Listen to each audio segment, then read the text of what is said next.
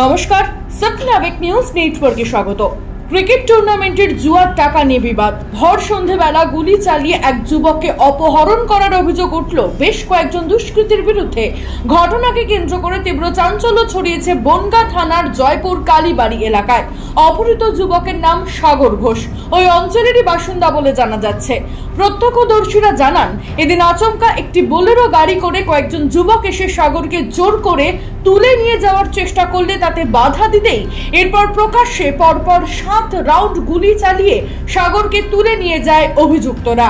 নিয়ে গেছে বলতে ওখানে বুলোরো গাড়ি ছিল, বুলোরো গাড়িটা নাসির বলে সুন্দরপুরের বাড়ি তার। এরকম আমরা বেরিয়েছিলাম বাজারে, বাজারে বেরোনোর পরে ওরকম ওই গাড়িটা দাঁড়ালো, গাড়িটা দাঁড়িয়ে এরকম 3-4 লোক নামলো, নেবে এরকম জাইমকে কথা বলার নাম করে কথা বলার নাম করে এরকম ডাকলো, গেল। তারপরে 3-4 জন গাড়িতে লোক বেরোলো, গুলি কাটালো, কাটায় জাইমকে এরকম তুলে নিয়ে জোর জবরদস্তি তুলে নিয়ে চলে গেল গাড়িতে।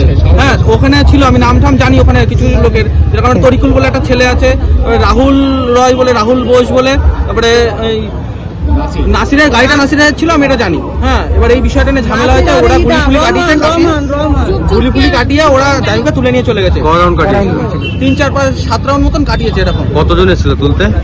অনেক লোক এসেছিল। কি গাড়ি ছিল? বুলেরো গাড়ি ছিল, বুলেরো। আচ্ছা, কটা নাগাদ? 7:30 নাগাদ।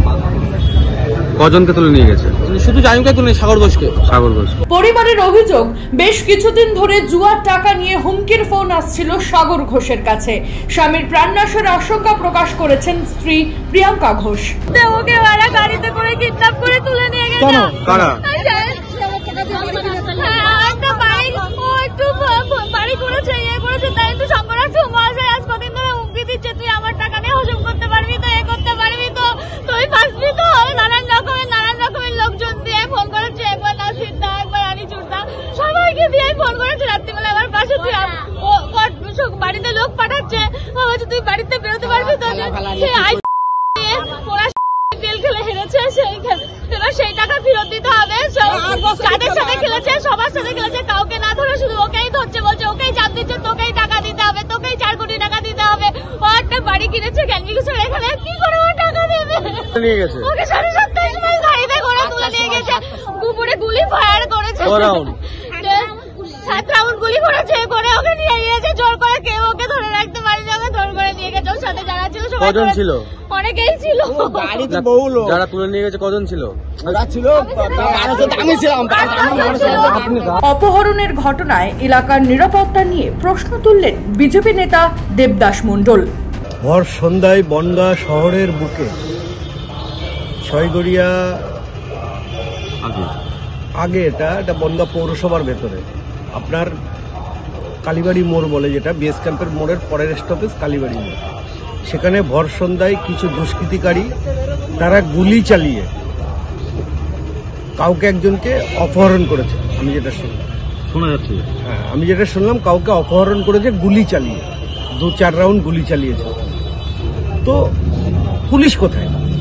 পাশেই তো বিএস ক্যাম্পের মোড়ে পুলিশ থাকে, আর বিএস ক্যাম্পের মোড়ের থেকে 100 মিটারও মনে হয় হবে না, সেখানে ভর সন্ধ্যে গুলি চললো। মানুষ আতঙ্কিত হয়েছে যে বনগাঁ শহর, সেই পুরনো শহর কি আবার ফিরে আসছে? বনগাঁ সেই পুরনো দিন কি আবার ফিরে আসছে? এর জন্য মানুষ আতঙ্কে আছে।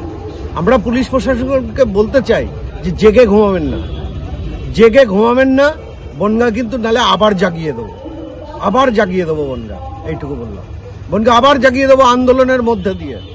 যে ভর সন্ধ্যেবেলা গুলি হবে, মানুষ আতঙ্কে থাকবে।